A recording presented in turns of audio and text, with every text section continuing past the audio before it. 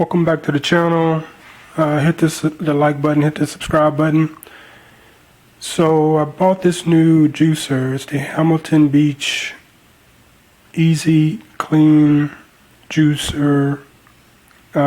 Easy Clean Juice Extractor. I had to buy a new juicer because a piece of plastic on my other juicer broke.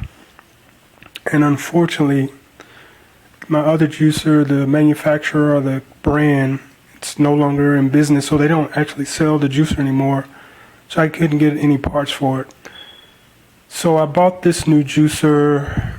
Hopefully, it's as good as my other juicer. So I'll open it up and take out the components. So this is everything out of the box. It has something to collect the pulp, something to collect the juice, and then this is the actual juicer. I guess the juice comes out here. This is how you push the fruit down, and eventually I'll